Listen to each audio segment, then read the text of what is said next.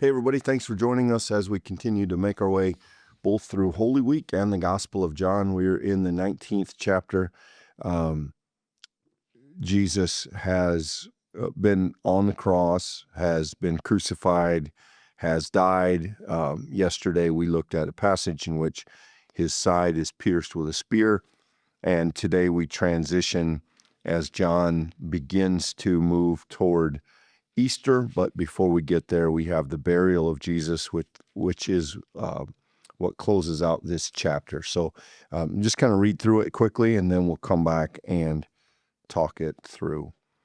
After these things, Joseph of Arimathea, who was a disciple of Jesus, though a secret one because of his fear of the Jews, asked Pilate to let him take away the body of Jesus. Pilate gave him permission, so he came and removed his body. Nicodemus, who had first come to Jesus by night, also came, bringing a mixture of myrrh and aloes weighing about 100 pounds. They took the body of Jesus, wrapped it with spices and linen cloths according to the burial custom of the Jews. Now there was a garden in the place where he was crucified, and in the garden there was a new tomb in which no one had ever been laid.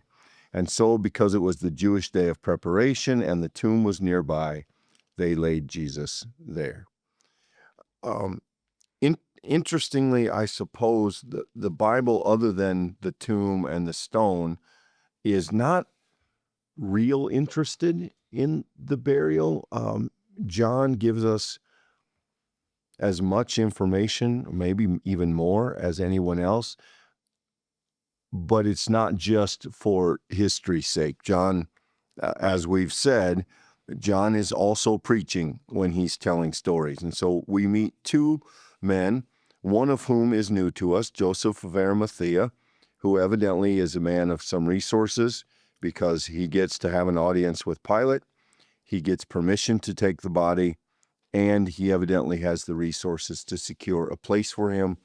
And then, Michael, we meet a man we've already seen, Nicodemus. And the reason we know that, I suspect the reason we know this is an important thing to John is because John tells us who had first come to Jesus by night. I believe this is Nicodemus's third appearance in the gospel, but significantly, he comes to Jesus at first skeptical, unable to hear him, and then here, very near the end, he makes an appearance in the most unlikely place, helping with Jesus' burial, standing with Joseph of Arimathea, who the text says is a disciple, and bringing with him, or helping transport at least, a mixture of myrrh and aloe weighing 100 pounds, which is, I think, one of those biblical kind of unimaginable numbers. I mean, 100 pounds of spices for a burial and a new tomb. There's an interesting mix here of Jesus is dead and we know where that's going, but also very high regard for his body, the idea of a new tomb, the idea of these spices and linen. It's fascinating, I think, the way John is telling us his story. I don't want to overstretch this, Clint, but I'd be interested in your pushback. I think that John gives the kind of attention here to Jesus's death and burial as some of the other gospels do to Jesus's birth, with the idea of these gifts that are brought, the idea of the kingly nature. I think, interestingly, in this book, it gets flipped a little bit because here these extravagant gifts are given to provide the means to do the ceremonial rites to a body that in most cases, in a similar circumstance, a Roman execution, the body is left on the cross, and the expectation is that the birds of the field will do their business. It's a very gruesome, very bloody, dark practice, and the purpose is the exhibition of Roman power. The body is there as a sign to anyone who might be living to see what Rome is capable of doing even in death. And I think here the text is going out of its way to make it clear to us that there are very prominent, capable people who are coming at this moment to honor this man, Jesus. And I think that here, Nicodemus is a fascinating example of that, because we have someone who came to Jesus with an honest and open heart. And we talked about this when we first had Nicodemus in the story, about the importance of him coming to Jesus at night in the dark, that was going to become important later. Well, here at the end of the day of Jesus's life, Nicodemus is back. But in this story, Nicodemus is back for the purpose not of asking Jesus questions, but of honoring him and his life that he gave. So I think there's a fascinating full circle that John's built into this story. I do think there's an interesting conversation about Joseph of Arimathea. What's happening there? Why do we have this character introduced? And what's the meaning there? I don't have the answers to some of those questions, but I think Nicodemus now coming back into the story, it paints this beautiful arc that John's been casting this whole time. And we are seeing how this story comes together, that Jesus gave his life willingly, and these men are honoring that life in this moment. I do think there's a common thread here between the two men, Michael, though one we seem to know a little and one we don't know at all. And that's this phrase, Joseph of Arimathea was a secret disciple because of his fear of the Jews. And yet he takes this public step to ask for the body and to be involved in the burial. That none of that is, I think, inferred that it's secret. I think the idea is that though he had been afraid, he now is less so. He now is publicly doing this service for Jesus. By implication, the same thing may be true of Nicodemus, that Nicodemus now is willing to be observed and perhaps even identified within Jesus' circle. And that if true, if that's intended in the text, that really makes these two men the first kind of disciples that step up in risk. Because remember, we've been pretty well told that the rest of the disciples abandoned them and fled. And here we have these two men willing to talk to Pilate and willing to, by all inferences, do a public act of reverence, or certainly respect at least, for Jesus. And I wonder if John is telling us something in that simple phrase, that he hadn't said anything to that point because he was afraid. There's a way you could take this text that I would caution that does a bit of injustice to the idea of the Jews here. And I want to tease this out for just a moment. On one hand, we're told explicitly that this man is a secret disciple because of his fear of the Jews. We've said numerous times in this study that the Jews is a phrase used uniquely in John with this kind of force. And it is the source historically in people's interpretation of the Bible as a kind of seedbed for understanding the vitriol, the great animosity that Jesus encounters from the religious leadership of Israel.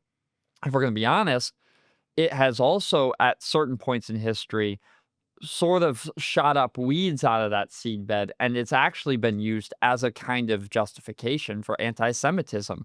And if this was the only gospel, you might see how you get there. Because here, Clint, we have these religious leaders who, from the very first pages of this book, have been at 100 miles an hour coming after Jesus. I mean, the debates turned to a very, very dense and very, very vitriolic level fast in this book. And early in the book, they're seeking Jesus's life. Here, I think it's interesting and important to note that, yes, there's still fear of that religious power present, even on the other side of Jesus's life. In other words, a disciple who that was their story is now taking this action, which surely is a public action, but we have that pre-story kind of figured here.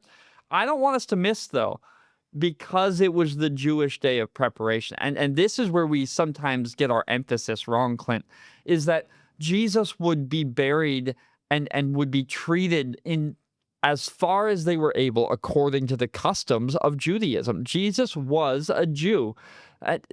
If you were thinking about Christianity and this being one of the older gospels in terms of its composition, you might think that the gospel writers would try to sort of do away with that Jewishness, right? Say that Jesus was really more of a Gentile figure. They don't. No, they even with the Jewish leaders, even with all of that vitriol and the rhetoric, with all of it combined, there's still a recognition that when Jesus is going to be buried, when Jesus is going to be treated, when Jesus is going to go to synagogue, he's going to do so as a Jew. And I think that's a necessary balance to the conversation. We have to understand that there's an honoring that's happening here of Jesus the Jew, and that is within this context of the Jewish infighting and religious leadership and Jesus's critique and their vitriol. It's all bundled together, and we need to keep it together, I think. Well, and I think if we step back a step, that is so built into the story that it should be hard to miss, though we sometimes do. Yeah. Nobody goes to the tomb on Saturday, Right. the Sabbath. We may find it strange that the expectations and the customs and the practices of Judaism are so entrenched in the culture and in the lives of these people that it's not until Sunday. Jesus' body is hastily prepared and then is left alone for an entire day because that day is their holy day. And I think that is both kind of hard for us to imagine, the violent death of a loved one and all the shock and grief that would go with that, and not tending to that on the Sabbath, on a day for a religious reason, but also the idea that that's who they are. That's what they do. And so we have this pause built into the story that we kind of read over because we know the story and because we're not as sensitive to that reality. But if you've never really stopped and thought about why didn't they do something earlier? Why would they wait till Sunday? That's the answer. And I couldn't agree with you more. That is front and center in the story. There's also details, Clint, I think we read by too hastily, such as, where was this tomb? It was in a garden, right? And we have this prominent theme throughout the gospel stories about the importance of the garden, the importance of not only Jesus, where we have the stories of Jesus and his prayer and his vigil, right?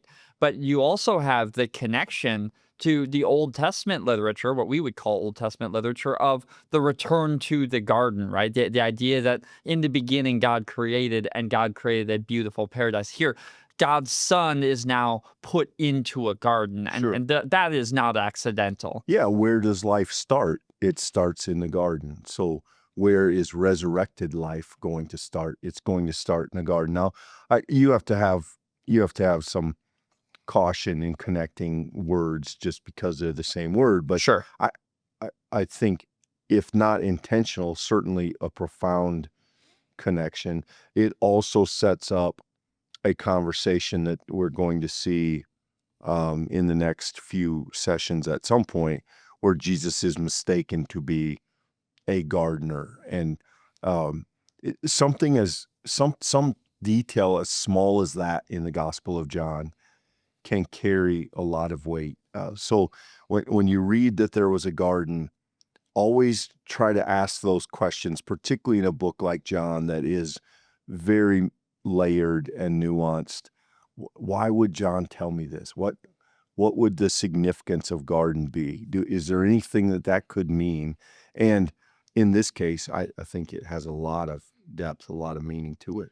This is one example from John among many, many, many. But I do think this is an example that has something to teach us about how studying the Bible requires us to slow down. And I do think it requires us to open our spirits and imaginations to much deeper meanings. I remember as a high schooler, Clint, reading an English book, essentially one of those literature books that you read in high school. Then the teacher asked, what does this mean? And, we gave some cheap high school answers, and then the literature professor said, well, what about this, and what about this, and what about this? And I remember literally thinking to myself, yeah, or maybe they just sat down and wrote up an interesting story about these characters. And now, as adulthood happens, as you mature as a person and you realize, oh no, people are capable of writing a story with so many different layers of meaning.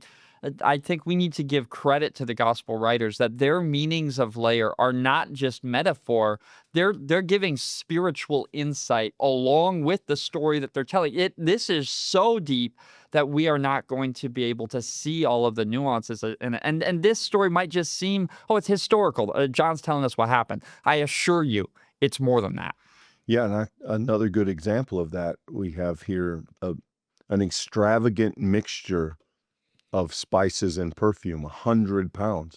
When is the last time we saw an extravagant amount of perfume in a Jesus story? Yeah. Well, it's when the woman anointed Jesus's feet, and Jesus said, "She is anointing me for my burial." For my right. Yeah. So, it will help us read the scripture so much if we track those details and see those connections, because I think it is, I was going to say naive, maybe I would.